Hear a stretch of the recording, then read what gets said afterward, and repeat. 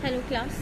आज का जो हमारा टीओसी का टॉपिक है वो है डिसाइडेबिलिटी और अनडिसाइडेबिलिटी। ये मैं आप लोगों को पहले ही डिस्कस करवा चुकी हूँ। डिसाइडेबिलिटी और अनडिसाइडेबिलिटी टीओसी में क्या होती है, ठीक है। अब हमने देखना है कि कुछ हमारे पास प्रॉपर्टीज़ होती हैं लैंग्वेजेस की। क्या होती है हमारे पास? लैंग्वेजेस की प्रॉपर्टीज़ होती हैं। मैं 4 प्रॉपर्टीज़ आपके साथ शेयर करूँगी।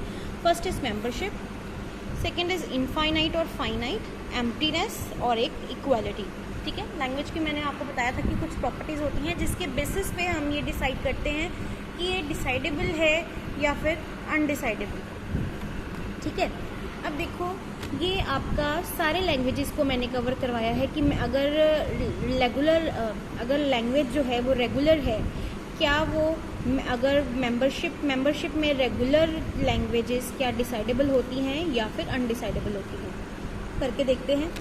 अगर मेंबरशिप की बात करें, फर्स्ट प्रॉपर्टी हमारे पास है मेंबरशिप। मेंबरशिप का मतलब क्या होता है? जैसे मेरे पास ए टू जेड है, ठीक है, ए टू जेड है, ठीक है, और उनमें से मेरे पास कुछ स्ट्रिंग्स जो आए हैं वो हैं बी सी डी, ठीक है। मेरे पास सेट क्या है? मेरे पास डब्ल्यू क्या है? एक स्ट्रिंग है, डब्ल्यू क्या है? मेरे पास ए टू जेड है। उसमें से मैंने क्या सेट लिया? उसमें से मैंने अल्फ़ाबेट्स लिए या कह लो आप स्ट्रिंग लिए, बी सी डी। अब बी सी डी क्या है? It is the member of this string, this W string. Yes, it is a part of the W string.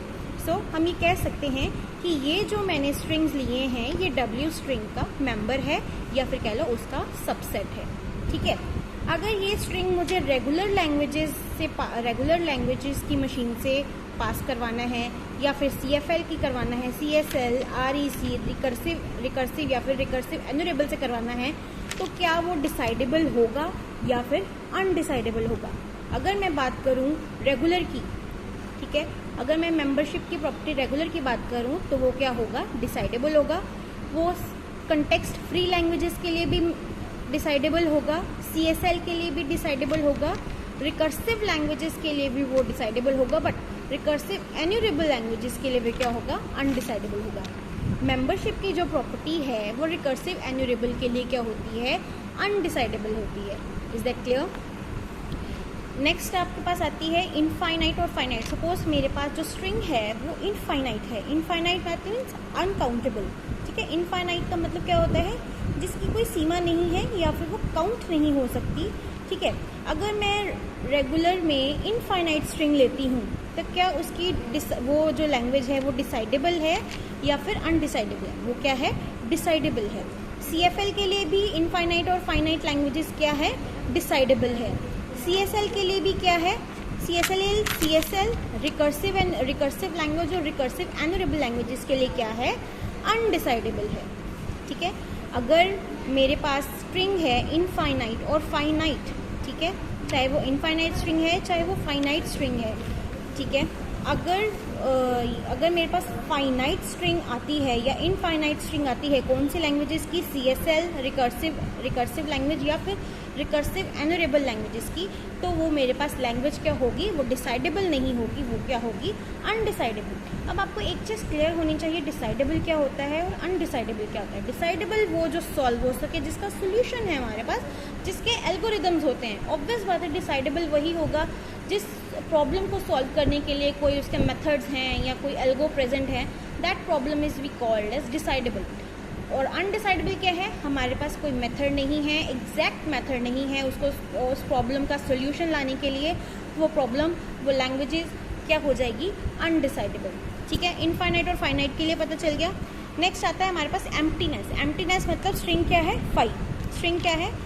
मतलब कुछ नहीं है, तब भी क्या है? तो तब भी कुछ लैंग्वेजेस के लिए वो क्या डिसाइडेबल है? सिर्फ और सिर्फ रेगुलर और CFL के लिए वो डिसाइडेबल है। एम्प्टीनेस की जो प्रॉपर्टी है रेगुलर और CFL के लिए डिसाइडेबल है। CSL रिकर्सिव लैंग्वेज और रिकर्सिव एन्यूरेबल लैंग्वेजेस के लिए वो क्या है? अनडिसाइडेबल है, ठीक है।